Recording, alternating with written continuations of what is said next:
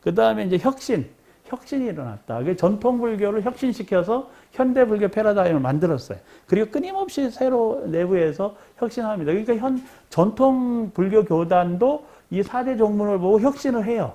그래서 제가 가서 조그만 종단들 가보니까 뭐 홈페이지 만들고 프로그램 만들고 인재교육 시켜가지고 뭐 방송국 만들고 해가지고 여러 가지 작업을 활동을 하고 있는 걸 보면서 신흥 4대 종문의 혁신이 전통 불교를 혁신시키고 전통 불교가 혁신되면 신흥 4대 종문은 또 다시 혁신되고 이런 그 상승작용을 하고 있다라는 게 이제 이 대만 불교의 성공 요인이라는 점을 좀 생각해 주시길 바라고 이런 안목으로 봤으니까 여러분들이 이제 한번 대만 불교를 직접 가셔가지고 체험도 하시고 정말 제가 얘기한 것처럼 그렇게 가고 있는지 확인하시길 바랍니다. 예, 확인을 분명히 하시고 그래서 좀 직접 들어보셔야 돼요. 그래서 이제 다음에 우리 이 평구라비에서 이런 교육 프로그램을 만든다면 자제공덕회 연락을 해서 예, 그쪽에서 사람 불러서 직접 들어보세요. 예, 들어보시고 지금 상황은 어떤지 예, 얘기를 해보시기 바랍니다. 저도 뭐 벌써 이게 5년 전 상황까지만 하고 최근 5년 동안 대만을 안 갔습니다. 그래서 이제 갈 때가 됐는데 가서 이제 다시 점검을 해봐야 되는데 여하튼 이런 그 성공 요인들이 있다라는 걸 생각해 보시기 바랍니다. 참여 불교적 관점에서 이 대만 불교를 살펴보니까 이 사찬 운영 방식에서 대중공의 원융합 이게 굉장히 중요하다는 거예요. 대중이 서로 함께 합의해서 의사결정을 하고 결정된 것은 철저하게 실천해 내가는 이런 그 지도력을 발휘하고 있다. 그 다음에 이제 교육과 조직포교 방법을 적극적으로 개발해서 자제공덕회는 조직과 봉사, 국제구호예요. 자제공덕회. 국제구호와 국내구호를 포함해서 이 봉사조직을 만들었다는 거예요. 불광산사경우는 국제불광운동을 전개하고 있어요. 그래서 국제청년회, 불광청년회를 만들어서 전 세계 조직을 하고 있어요. 저도 거기 회원으로 가입을 해가지고 활동을 이제 뭐 많이 한 건 아니지만 논문도 써보고 뭐 이렇게 이제 책도 보고 하는데, 그 국제불광운동도 아주 엄청난 성과가 있다. 이렇게 보면 됩니다. 그리고 이제 중대선사의 경우는 선칠법회라고 하는 수행포교가 효과를 발휘해서 대만 불교의 수행 풍토를 아주 획기적으로 선불교 중심으로 전환시켜가는 역할을 했고, 법고산사는 학문적으로 불교를 연구하는데 그게 기여했다는 것이고요. 또 철저한 계율을 지키는 노력이 대만 불교가 사회적 신뢰를 얻는 데 그 긍정적 기여를 했다는 겁니다. 그래서 사회적 지도력을 확보했다. 정신적 지도력을. 그래서 정치적인 지도력이 아닙니다. 정신적인 사회적 지도력이 있고, 그 다음에 사원경제가 매우 투명하다. 그건 이제 그래서 기금회라고 하는 재단법인서 그 운영 체계 속에서 이루어지는, 이건 제도적으로 국가가 만들어버렸기 때문에, 우리도, 그래서 저는 종교법인법을 빨리 설립을 해서 종교단체가 투명하게 운영돼야 된다라고 주장을 하는데, 그거를 또 그 기존의 종교단체에서 굉장히 반대를 하더라고요. 종교법인법, 그 제정을. 아니, 그 종교법인법을 제정하면 종교단체가 좋아져요. 근데 그게 이제 불편한 사람들이 있는 거지. 그래서 지금 이제 되고 있지 않은 것은 너무 안타까운 일이고, 그래서 새로 사회가 바뀌면 종교법인법 제정은 필수적이다. 저는 그렇게 생각을 하는데, 뭐 생각을 달리하는 분들도 계시는 것 같습니다. 그 다음에 이제 중요한 건 대만의 스님들의 위의가 한국에서 비교할 바 없이 굉장히 높다라는 거예요. 그것은 그런 수행력 또는 정신적 지도력 이런 것에서 계율을 철저하게 중시하고 하는 그런 전통에서 왔다고 봅니다. 뭐 대만 스님이 한국 스님보다 월등히 뛰어나다 이 얘기를 하는 건 아니에요. 같은 자질이지만 대만의 스님들이 대만 사회에서의 위의와 한국 스님들이 한국 사회에서의 위의가 굉장히 차이가 나지 않느냐. 그게 왜 그럴까를 이제 한번 잘 생각을 할 문제가 있습니다. 그래서 신도들은, 불자들은 뭐 스님들 이렇쿵 저렇쿵 뭐 스님들 이렇게 저렇게 비난할 게 아니라 정말로 내가 존경하고 또 외호해 드려야 될 스님이나 종단이 어딘지 판단하고 힘을 모아서 함께 가는 그런 지혜가 필요하다고 저는 봅니다. 그래서 이제 한국 불교도 옥석이 가려질 때가 왔다. 옥석이 좀 가려지고, 그 다음에 또 이 사회를 위해서 기여하는 그런 종단이나 또는 그런 스님들, 그런 사찰들이 더욱 발전하는 그런 기회를 맞이해야 된다고 봅니다. 도심 포교 전략이 좀 필요하다고 보는데 도심 불교 문화원이 좀 만들어졌으면 좋겠다. 이제는 사찰 기능만 가지고는 운영이 어렵다고 봅니다. 그래서 제가 요즘 제가 하고 있는 것은 문화 치유 명상이라는 걸 하고 있어요. 연구 개발하고 인재를 길러내고 있는데 그 문화 육군 청정 문화, 육군을 청정하게 할 수 있는 문화를 바탕으로 해서 그런 문화를 많은 사람이 공유하고 그게 우리들의 문제를 치유하고 그 다음에 그게 수행으로 이어지는 그래서 명상 수행으로 연결돼서 생활 명상, 치유 명상, 문화 명상이 가능해야 된다고 보고 그게 이제 이 문화와 수행 포교 시대에 불교가 새롭게 접근하는 길이라고 저는 보고 있습니다. 그래서 이제 그 성공 사례를 위해서 시범 사업을 하고 있고 인재들을 길러내고 있고 요즘은 뭐 20대도 배우겠다고 하는 분이 있어서 지도를 시작을 해서 조만간 이제 작은 성과지만 내서 이렇게 가는 방법이 어떻게 가고 또 성과는 어떨지도 지금 제시를 하기 시작을 했어요. 그래서 관심을 갖고 좀 많이 그 지지와 성원을 부탁드립니다. 봉사 후원 활동, 이것도 이제 그 기금회를 결성을 해서 해야 되는데 이게 많이 혼탁해졌어요, 우리나라가. 그러다 보니까 이제 사회적 신뢰를 상실하는, 아직 거기까지는 안 갔지만, 그러나, 그렇게, 잘하고 있다, 이렇게 얘기하기는 어려운 상황입니다. 그 다음에 이제, 그래서 이 사찰과 승가가 사회적, 정신적, 정말로 필요한 지도력을 좀 확립했으면 좋겠다.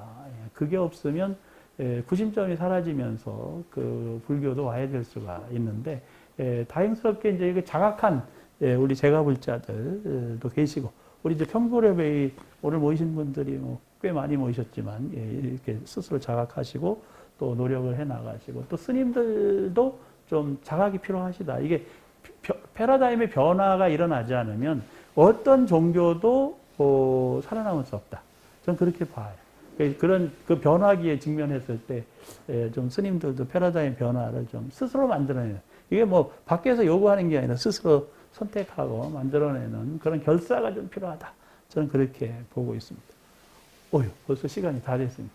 이제 질문하셔도 좋습니다. 감사합니다. 아까 질문. 일단 저희 지금 농부자학교 큰 타이틀이 참여불교인데 참여불교의 아주 모델이 될 만한 전체적인 걸 다 본 것 같아요. 답도 있고 성공 요인도 분석이 돼 있고 이 현대 전통불교하고 현대불교가 같이 정말 잘 살아가면서 현대적인 패러다임으로 발전될 수 있는 그걸 보면서 너무 부럽다. 작년 여름 이때쯤 계속 길가에 나가면서 목청껏 외쳤던 그게 클로즈업 되면서 부러운 마음으로 대만 참여불교 그걸 봤고요. 아까 우리나라하고 일제 일본인들을 우리가 반일 감정을 갖는 것만큼의 그런 게 없다는 게 타이완은 제가 역사를 확실히 모르겠어요. 그렇게 뭐 이 문화를 말살했다든가 또는 뭐 창시를 개명했다든가 전민적인 모든 걸 갖다가 엄청 우리는 데미지를 많이 받았잖아요. 정신대부터 시작해서 강제징용부터 시작해서 뭐 금융권 뭐 전반적으로 다 나라가 없다시피 이렇게 피폐화를 시켜버렸는데 그 정도까지는 아니었나요, 타이완이? 대만도 비슷했어요. 정신대도 있었고, 강도가 좀 덜했던 거 아닌가요? 뭐 조금 덜한 면은 있었지만, 그러니까. 이제 그렇다고 해서 그들이 피해를 안 본 건 아니고, 다 우리보다 더하면 더했지 못한 건 아니에요. 그런데 더하면 더했지. 그래서 굉장한 심각한 피해들이 있었는데, 여튼 근데 기질 문제일까요, 그럼? 우리나라 사람과 대만 사람? 그거 이제 그걸 어떻게 극복했느냐죠. 그러니까. 극복했고 했느냐하고 그 시스템 자체가 이제 일제 강점기 이후에 장개석 정통이 들어와서 그 새로운 정부를 만들었잖아요. 네. 그러니까 그 전에 있었던 일과는 좀 단절된 상황이지. 단절된 상황이고 또 장개석 총통이나 이런 분들이 그 일본의 지원을 또 받은 면도 있고 하니까 이제 그렇게 그런 반일 감정을 정치적 이슈화 시키지 않았다. 그런 면이 있고 우리는 그게 이제 정치 외교적인 이슈화도 있었고 또 그런 이슈 속에 뭐 뿌리 깊은 그런 저항 의식이 이제 우리는 좀 살아 있고 그리고 거기는 또 대륙을 믿는 문제도 있거든요. 대륙. 그러니까 대만이 뭐 완결성을 가지고 어떤 문제를 해결해야 된다라고 생각하지는 않을 수 있는데 우리 아니면 해결할 주체가 없는 거예요. 그러니까 뭐 우리는 여하튼 철저하게 이런 문제를 좀 해결해 가야 된다는 의식이 강한 반면에 그쪽에서 뭐 우리가 아니면 저쪽에서 하겠지 이런 생각을 할 수도 있었다. 왜냐 큰 대륙이 있기 때문에 그런 소소하진 않지만 그런 문제들은 뭐 난징 대학살이라든가 이런 것들이 벌어졌잖아요. 그러니까 그런 더 큰 문제들이 지금 있기 때문에 뭐 그런 이 대만에서의 일들이 그렇게 국제적으로 부각이 되거나 이러지는 않았다 싶고. 그러니까 거기는 뭐 전체가 아닌데 우리는 모든 것이었다. 그런 것에서 이 문제를 대하는 성향이 좀 다르지 않을까. 뭐 그래서 그렇습니다. 또 질문. 네. 그 교수님께서 우리 종단의 스님들 조직적으로 교육을 좀 하셨습니까? 요즘 그런 기획이 있었습니까? 학교에서 열심히 했죠. 학교 말고 네. 종이형인데 아니면 뭐 연수나 이런 게 있으면 계속 가서 얘기합니다. 얘기합니다. 이런 사찰 얘기. 운영하는데 얼마나 필요해요? 종단 운영이. 요번에도 여름에도 저 요청을 받았어요. 얘기를 해달라고. 그래서 열심히 해주세요. 열심히 합니다. 그래서 반응이 어떻습니까? 예? 반응이 스님들도 인식을 하고 계시죠. 인식을 하고 필요성은 알고는 계시는데 기존에 훈습된 틀이 있어요. 그게 종원종법에서 제도적으로 뭔가 수정이 되지 않으면 스님들도 스스로 한 개인이 변화를 해내기가 어려우니까. 그래서 또 한 가지 제가 그 중앙성가대학에서 그 후원의 사무과장을 할 때 한 3년을 제가 다니면서 보니까 그 신도님 같은 그 절에 주의스님도 그런 말씀하시던데 3,000원 그러니까 대만처럼 3,000원이면은 신도들이 할머니들이 생각할 때 푼돈이라고 생각하는데 5,000원이면은 그게 1년에 6만 원 되거든요. 그거는 약간 좀 목돈이 된 거예요. 그게 그 후원회가 3,000원으로 해온 월 회비 그게 대만 불교가 성공하는 하나의 그 요인이 안 됐나 그런 생각. 그거는 이제 아까 자재공덕회에서 이렇게 이 회원을 관리하는 방편으로 그렇게 얘기한 것이지 불광산사나 다른 절이 그런 건 아니에요. 그러니까 그거는 굉장히 부분적인 얘기고 그 불광산사 같은 경우에는요 1년에 5천만 원 이상 내는 고액 후원자들이 그 수천 명이 넘어요. 고액도 있지만 저변을 많이 확보하려면 그걸 좀 액수를 지금 자재공덕처럼 그러니까 자재공덕회처럼 하는 단체도 있어야 되고 또 불광산사처럼 하는 단체도 있어야 되는 거지 뭐 획일적으로 이렇게 하면 다 성공한다 이렇게 얘기할 수는 없다고 봅니다. 그러니까 그거는 뭐 불교 단체들이 선택해야 될 문제지 어느 게 뭐 유용하다 이것은 가치 문제지 현실적인 것은 좀 그 조건에 따라서 상황이 달라질 수 있다고 보고 액수는 중요하지 않다고 봐요. 다만 불자들이 자발적으로 그런 그 활동에 스스로 동참하도록 촉진시키고 또 그런 환경을 만들어가고 또 그런 의식을 고양시키도록 노력하는 것이 더 중요하다 이렇게 보고 또 그런 성공 사례가 또 우리 없는 것은 아닙니다. 대만과 우리나라의 차이점 중에서 네. 요셉 불교의 척결 문제 그 부분하고 네. 또 내부적인 문제는 그 부분이고 외부적인 문제는 어떻게 보면 정권과 서양 종교의 어떤 그 유입 그런 속도가 대만은 조금 덜한 거 아닌가. 그러니까 대만이 설립될 때 장개석 총통의 일가나 상층부가 불교가 아니었다는 거예요. 기독교적 베이스 속에서 이루어졌는데도 불구하고 거기는 불교 이외의 다른 종교가 자리 잡는데 그렇게 쉽지 않았다. 토양이. 일본도 마찬가지잖아요. 일본도 2차 대전 폐기전 이후에 뭐 메가더가 들어오고 뭐 통치 기간이 있었고 그런 과정을 거쳐서 외부 종교가 들어올 수 있는 충분한 토양이 됐는데도 불구하고 일본의 이런 서양 종교 정착이 대만처럼 한 5, 6% 정도 이내에 머물고 있단 말이죠. 그리고 우리 임진왜란 때문에 카톨릭이 들어왔는데 카톨릭도 성장하지 못했어요. 그게 꼭 굳이 공통점을 찾으라 그러면 정토신앙과 연결이 돼 있다는 거예요. 정토신앙. 정토신앙이 확고한 신념체계를 바탕으로 해가지고 의지를 찾고 있는데, 그래서 그걸 굳이 다른 종교에서 대안을 찾지 않아도 되는 공통점이 있다. 이게 서로가 비슷한 공통점이 있기 때문에 다른 서양 종교가 대체할 수 없는 상황이었다는 거죠. 근데 우리는 관음신앙 중심이에요. 한국 불교는. 관음신앙 중심이고, 또 스님들은 수행불교 중심이고, 신도들은 관음신앙인데 또 제사 지내는 건 정토신앙으로 가고, 그러니까 이게 좀 한쪽에 집중된 건 아니었어요. 그러다 보니 느슨하고 틈이 생겼고, 그 다음에 이제 한국 사회는 이 유럽 종교나 또는 미국의 이런 서양 종교들이 아주 집중적으로 들어와서 교두보로 활용을 했던 거고, 일제강점기에 이미 이 서양 종교가 굉장히 자리를 잡고 있었어요. 근데 그 서양 종교가 자리를 잡기 시작할 때 한국 불교의 상황은 어땠느냐? 굉장히 열악했습니다. 그래서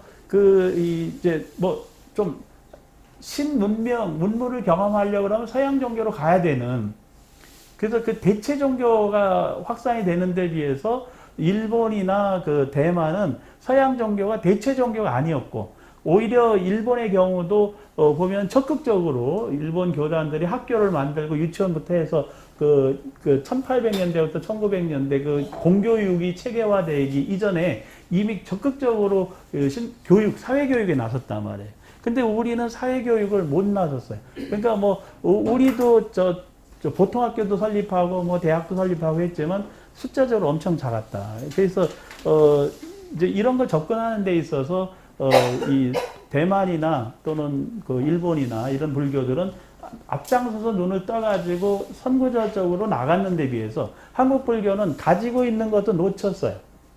가지고 있는 학교도 놓치고, 그래서 왜 해인사에 해인대학이 있었거든요.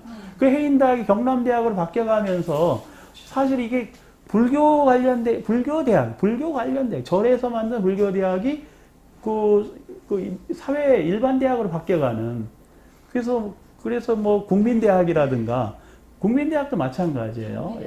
경기대학도 그렇고, 사실은 불교권에서 시작을 했는데 이걸 지켜내지 못했어요. 그리고 그것이 사유화됐었다는 거죠. 근데 일본이나 대만은 그러지 못했다. 그래서 그게 비교대처 그 와중에서 공격을 받으니 내 거 챙기자, 이런 생각도 좀 있지 않았을까. 우리는 미군정에서 많이 밀어줬고요. 일본은 미군정 안 했나요?